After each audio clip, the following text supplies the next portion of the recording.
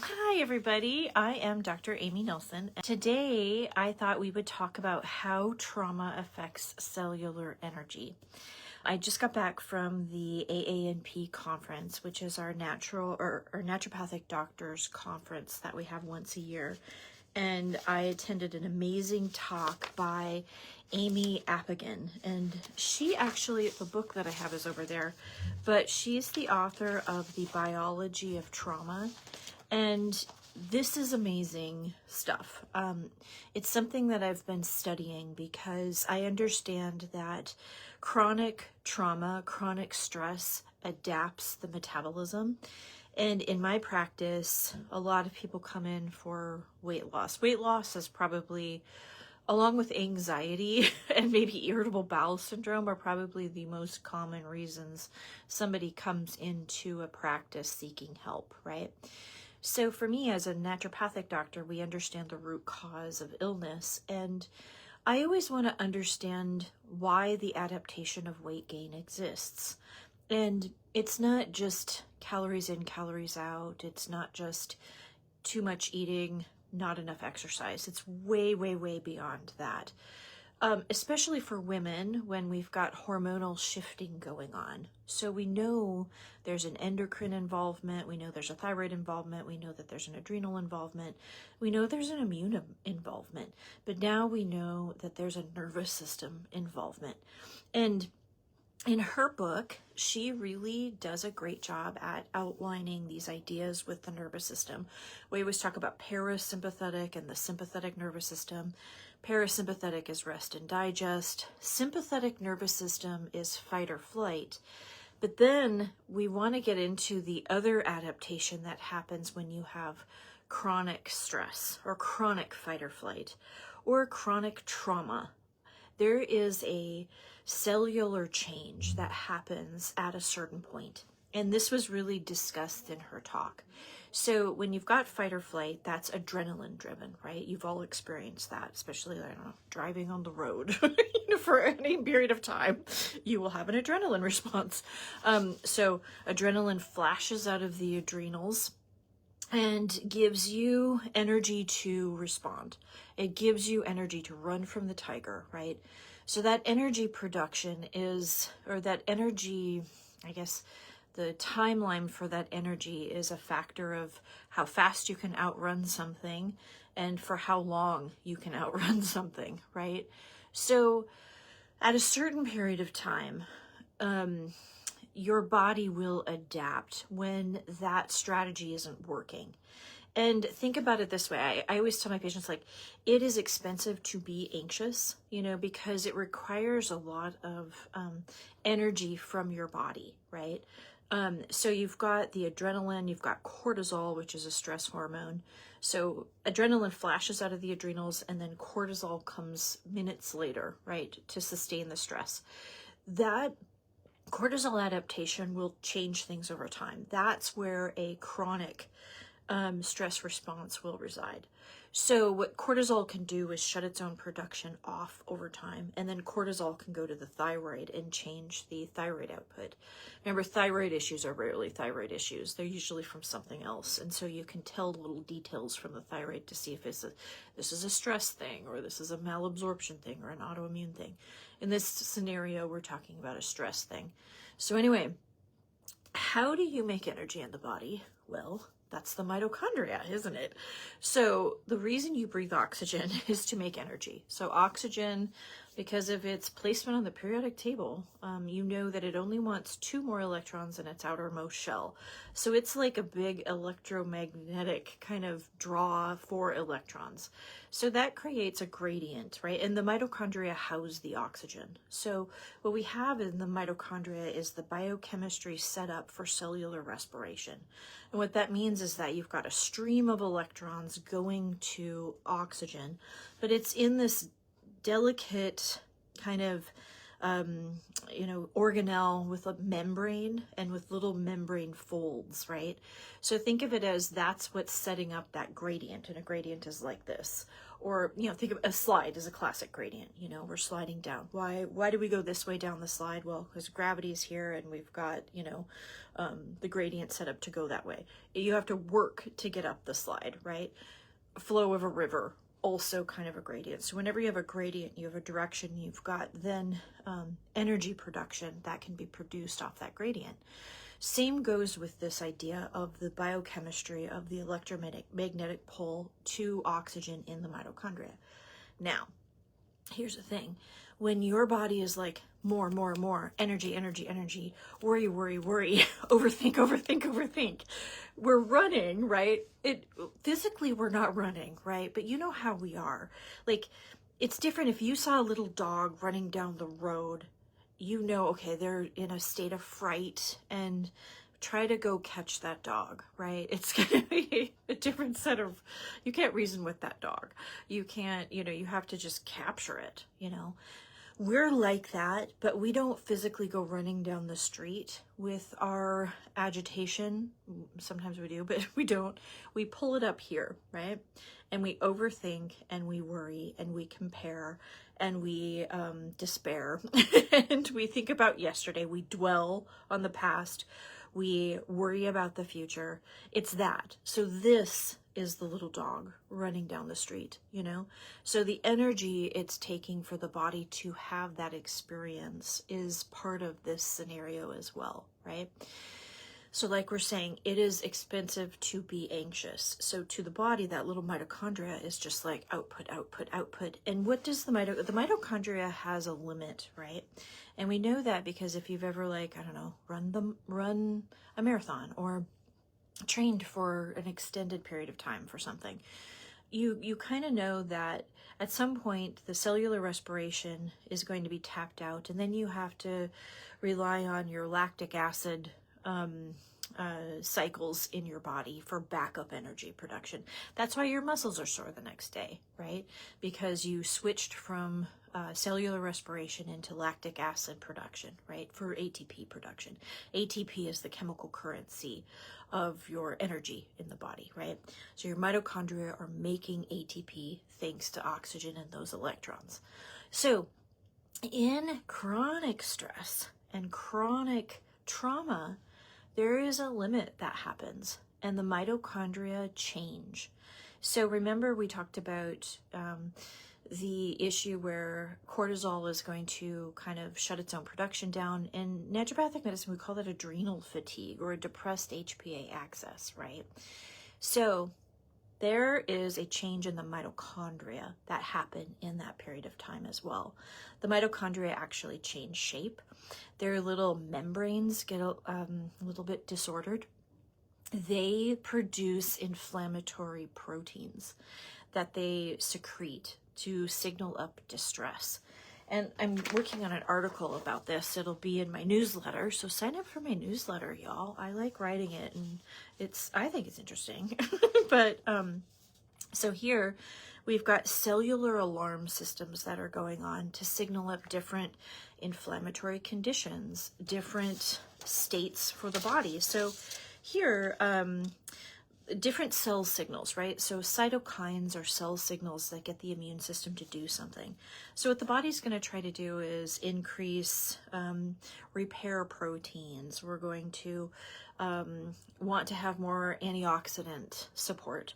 But what the body is fighting basically is that oxidative stress that's coming from the mitochondria itself. So we've got damage that's going on. So now what's going to happen to metabolism? Metabolism is slowing down. And then these are things that have actually been studied for chronic fatigue syndrome, fibromyalgia. Think of long COVID would be in this category. But even anything that involves inflammatory reactions that have set on after chronic stress. That's anything. You could see that happening in the cardiovascular system. For sure, the autoimmune diseases that happen. You could see that happening in the metabolics, right? You could see that happening in virtually every organ system. There can be an adaptation. So pathology is just adaptive physiology. So that's part of driving that. So when you're trying to organize the body and try to produce healing, what I'm concerned right now, when everybody's trying to go into just like weight loss, I'm going to push my body into losing weight without understanding why I got here. Maybe we're going to push our systems into something that we're not ready for weight loss. Maybe your body is trying to do something right. Considering that your body is trying to do something right is actually a fair thing to do for yourself before you just claim that you're broken or that you're, your body's malfunctioning. It understand what's going on first so that you can organize the way out of that better. Because I think so many people just come in thinking that they've got a label of something's wrong with them and that their body is malfunctioning. That's not usually what's going on with pathology. Pathology is adaptive physiology, and figuring that out is really, really, really helpful for understanding yourself. And it's also more fair, right? Because, like we've talked about this before, where let's say somebody's coming in with weight gain and they've been through major trauma and major stress, but what are they then probably emotionally dealing with is shame, right? So we have to understand what is the nature of that. Because now that person comes in, I want to really understand if they're being supported in that mental emotional way. Now that gets into actually what she talks about as well. So the somatic healing. And somatic healing, I learned about it a long time ago, but it didn't sink in until now. So somatic work is truly trying to help the body feel different. So in types of therapy, there's talk therapy, which is great. And then there's recognizing your own patterns, and that dovetails into all the cognitive behavior therapy and dialectical behavior therapy. And then there's also things we talked about, internal family systems. We've talked about those types of therapy. Somatic work is another type of way that your therapist can be trained that helps you reduce the feeling of, or I don't want to say reduce even, I want to say balancing the traumatic feeling out. Because in this work, they talk about resolved trauma and unresolved trauma. And the unresolved trauma can definitely be stored in the body. And there's a wonderful book also called The Body Keeps a Score. And she references this in her book as well, which is kind of serendipitous because I was just reading The Body Keeps a Score, and then she comes along and gives this wonderful lecture, and now I've got her book sitting over there. So this is dovetailing into what I'm studying with the nervous system and also with the equine therapy that I'm working with. So it's a really exciting time for me because a lot of things are coming together. But anyway, somatic work is to enhance back over here. Remember the parasympathetic? So the vagus nerve, right? So to do things that comfort the body, to help the body now realize that I am safe. I'm in rest and digest. Because the human brain, we have just this complex brain that can hold on to memories for a very long period of time. And what we like to do is to bring patterns back of parasympathetic. And so that's going to be, we've talked about this before with vagus nerve breathing.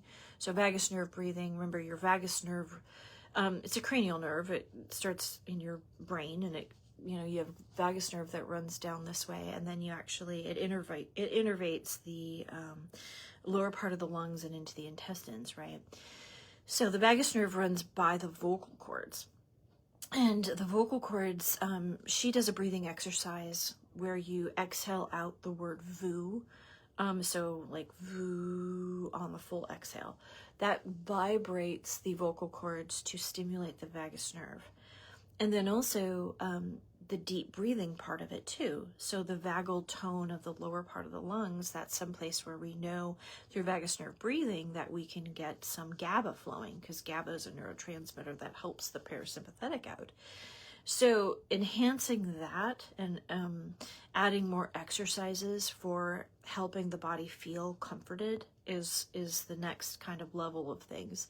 And I think that's wonderful because it gives more tools for when somebody's in acute crisis or feeling acute anxiety, or even just doing this on a patterned level so that you can start to feel a different set point for nervous system. And that's important because we get so patterned into a sympathetic response and then a chronic stress response that now we have to teach our body to feel a different way.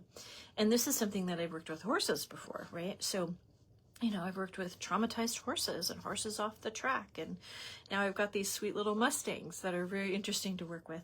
So what you're doing essentially is helping them feel comfortable in their body. Like, well, my most recent example would be the 7-year-old Mustang that I adopted. And he was gentled at Huntington, Kansas, which is a correctional facility. Well, he was still pretty green, meaning like new. He was still like not so comfortable with everything. So when I got him home, like he did everything fine, but I could tell he wasn't comfortable yet. And it just had to do with he needed miles with things, but he needed comfort level. So the training had to do more with helping him feel comfortable with things. So getting into the trailer, for example, he would brace his body. I could tell he was breathing in the upper part of his lungs, right? He wasn't taking a full deep breath. He was very much like eyes, like I'm watching everything, bracing everything. You can tell their sweet little muzzles, their mouth is just very, it'd be like that. You can tell when they're really kind of tense. If you're watching, if you're oblivious, you're going to be, okay, come on, horsey. And the horse is just like that. But you have to be keen on observing that, right? So I could tell he wasn't comfortable with the trailer, and I don't want that. I want him to feel safe and comfortable and confident in himself, right? So we took our time and we redid the idea of the horse trailer, right? So with horses, they have eyes on the side of their head. We have eyes right here. You want them to, what we say in training is you move the horse left and you move them right. You let them see the scary thing with the left side, with the right side. So you're doing a lot of this processing with them.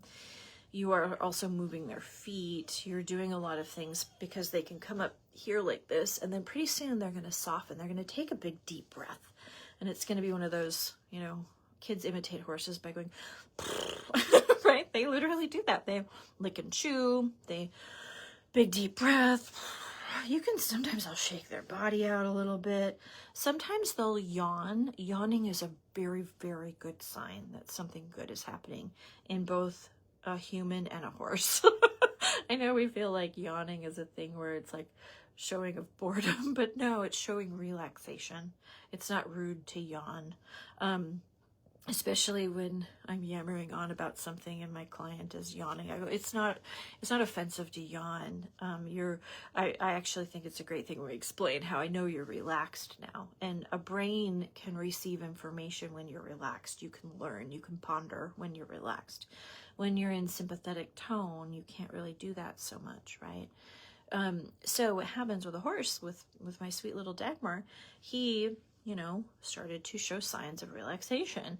And then what happens? They get curious. And then when the horses get curious, they're funny because they usually will use their senses. So I'm going to sniff the trailer. I'm going to feel the trailer. A lot of times they'll put their mouth on it. I can't tell you how many times we've been, taking a walk and there's a scary, especially on trash day. That's another time when you can get them into stuff where they're like, oh my God, these trash cans, they're everywhere. And so, but if you approach it through, help them through it, and then they, lick the trash can, and so it gets where they're very funny. He gets very, very curious and will like to put things in his mouth then, and just kind of, cause he's experimenting with it. He's like, what is this? So if you kind of work them and you reward all of that, you're like, well, yes, curiosity, let's go ahead and let's expound upon that. So at that point in time, you can ask them, you reward when something, you reward their try, but then you also don't push them past the limit, right? So for the longest time, 2 feet in the trailer was all he was confident with, which was totally fine. I didn't have anywhere to go. We can work on this for several weeks. So you know, that goes on and on and on. So I just knew not to push him. And then one day, because I think he got used to me going, oh my gosh, good boy. I was just impressed with those 2 feet in the trailer. And I think he knew that that was impressive to me. And he kind of liked that like reward. He likes that connection.